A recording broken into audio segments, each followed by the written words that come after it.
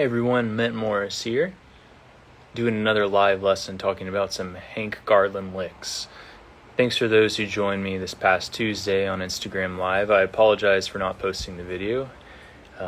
Every time I tried to post it, it would flip it all around. So today what I thought we'd do is review the stuff in that first video and this new kind of lick I want to show you from Hank Garland, some bigger concepts, and then hopefully upload it in the right way and archive it on my YouTube page as well as Instagram Live. So just as a kind of a precursor, for this new course, we're looking at 10 licks from Hank Garland's Jazz Winds from a New Direction. I'm going to play one to two licks from each song. There's 6 songs on that LP, and just kind of take some things I hear that he uses quite a bit and that I've heard other players use.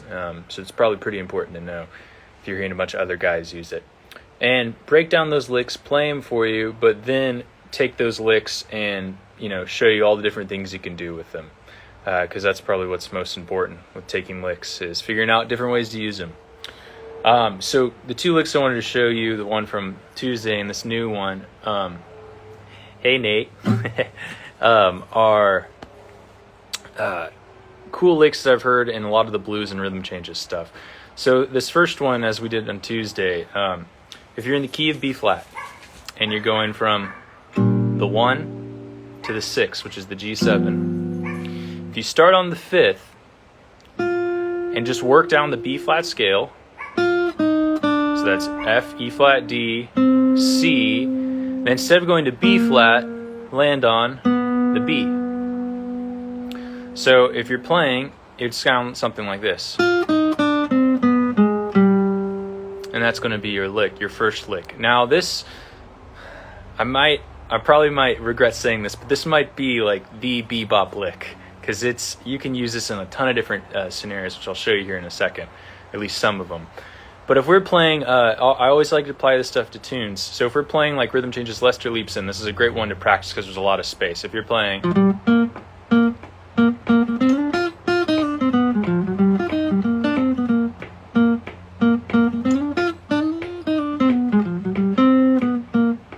you can fit it in that space, right? Because it's just going 1, 6, 2, 5, 1, 6, 2, 5. And so what that's doing is outlining that 1 to the 6 move. And you can add that flat 9, right? That's the A flat to G.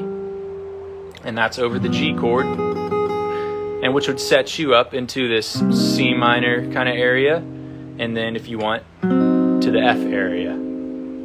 So that's what's happening. Thinking B flat,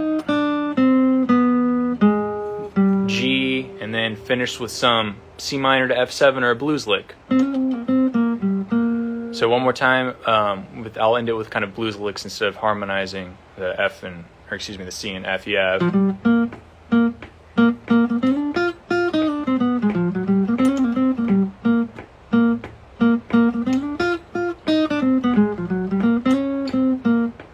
that's how that would fit.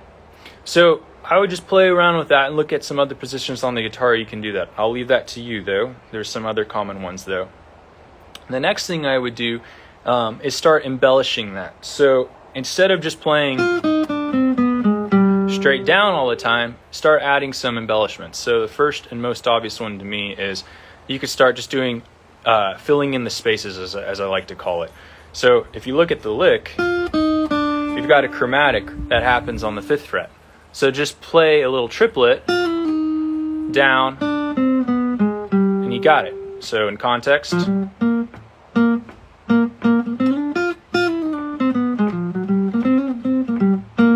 right? So that fits it like a glove, because you're still having the same amount of rhythmic space. Triplet. Now instead of maybe adding the chromatic, you want to do a triplet somewhere else. So you might go, that's me playing off the 4th, the E flat, then coming down. So you might go.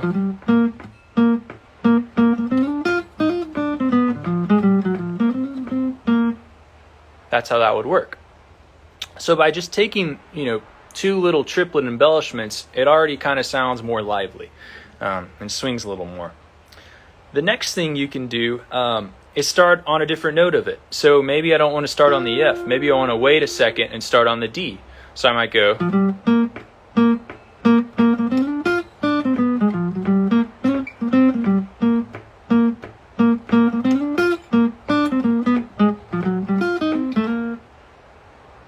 Same thing. So you can vary with the time of it, and you don't have to be right on the change each time, because the harmony is going to resolve and work itself out if you're playing in that area in the right way.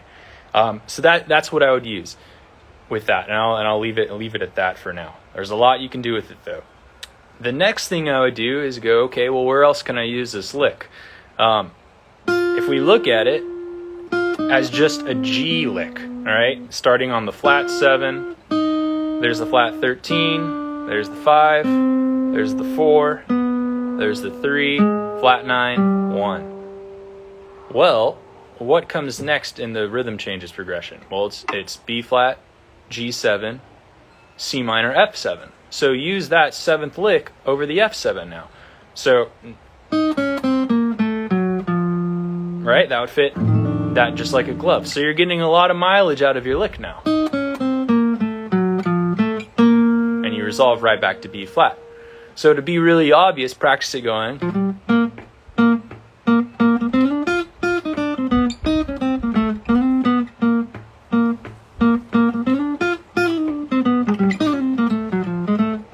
You got to catch up a little bit on that one and play the triplets to get back on the beat. But that's how you would do that. Just shift it down and you've got more options. So that said too, well, what's another 7th chord in just the A section of rhythm changes? The E flat chord. So don't worry about figuring out different fingerings right now. Let's just move it up to E flat, or resolving to an E flat better set. So if we're playing B flat 7 to E flat, well, here it is. And you're in E flat right there. So if you're going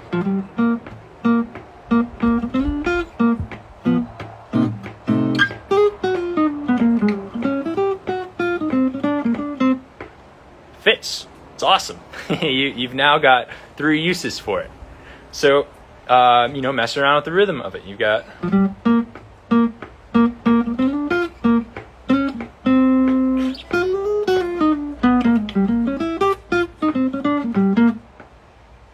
perfect. Fits it like a glove. So that is the first lick that glitched up last time in the previous live lesson Tuesday. So just a quick refresher for those joining. All you're doing is, if we're thinking B flat, coming down from the 5, all B flat notes until we hit that G7. And for me, I don't think of it like B flat, major scale with, the altered, what is that, flat 9, or I don't think like that. I just think, here's my G7 area. And so I gotta alter it to fit that. And I think that's probably the easier way of looking at it. So put that into all of your 7th chords. You could practice it on the bridge of the song, going off the D7,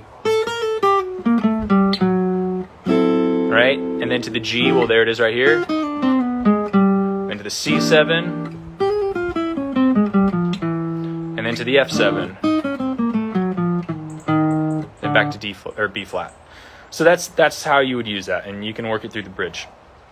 The other lick I wanted to show for today is a really cool lick that we are going to use on the bridge of the rhythm changes. So if we're playing a D7, the progression's D7 to G7, C7 to F7, we're going to play out of an A minor chord, basically. The reason that works is because if you make a 2 before D7, it's an A minor. D7 and A minor, kind of the same thing. So this lick that he would do on rhythm changes, we'd go, and then down to the C7. Excuse me.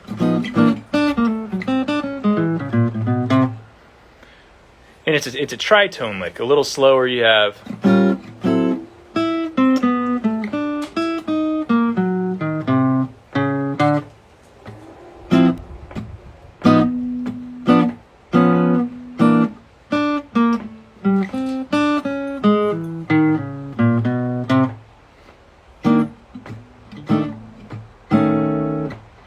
back to B flat.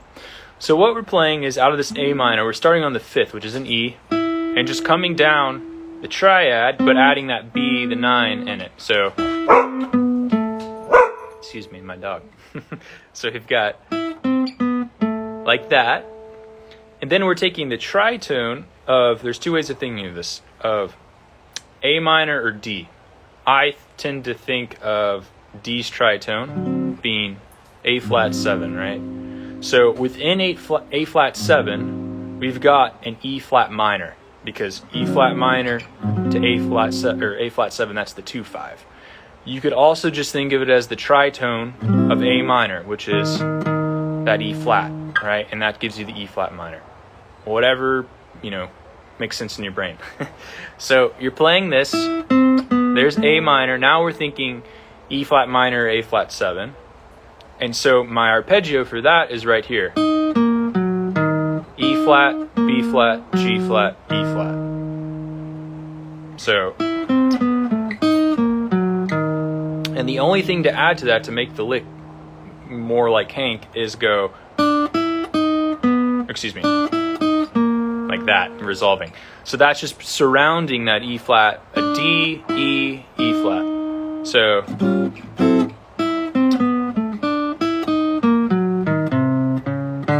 and then you would resolve some way up to that G.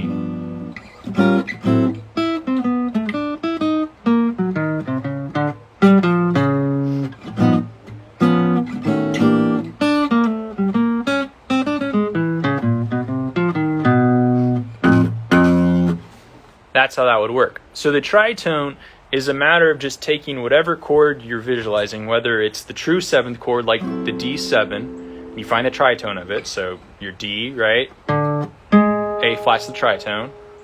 Or if you're thinking A minor, take A minor, there's E flat, that's the tritone. All that said, at the beginning I said D7 and A minor are the same thing basically.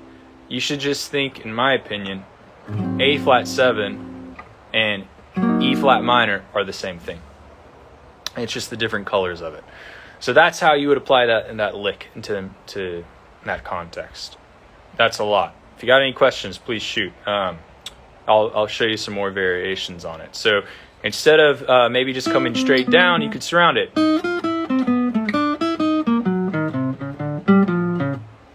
Right? So that's just me surrounding the 5th. And then same. And then to do it on over the C. So that's G minor. Right? And then D flat minor.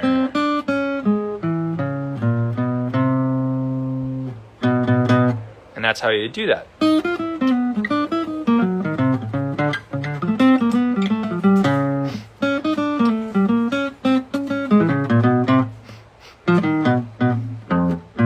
And you're back to B flat. So that's the gist of it. Take those licks and run with them. A good way to practice them too is, take the first lick we did and put it with this new lick. So maybe it really slowly over the D, I might do the tritone. So I might go.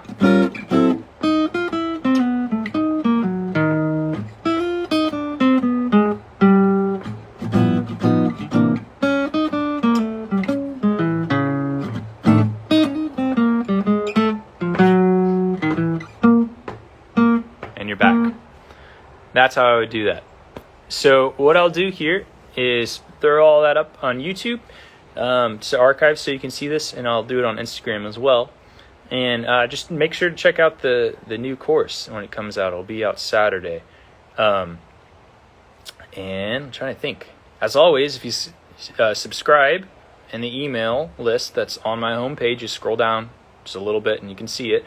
I always send discounts for new course releases, and I don't bombard your email box. Just send out one little thing, typically a month, maybe two, if I do 2 courses. So do that and stay tuned. There's going to be one more course in December over Jimmy Bryant, 10 really cool licks from some of his hit albums, especially like country cabin jazz. And then the new year will bring some new stuff. So looking forward to it. And as always, if you want private lessons or anything, shoot me a direct message and we'll figure it all out. Appreciate the support, guys.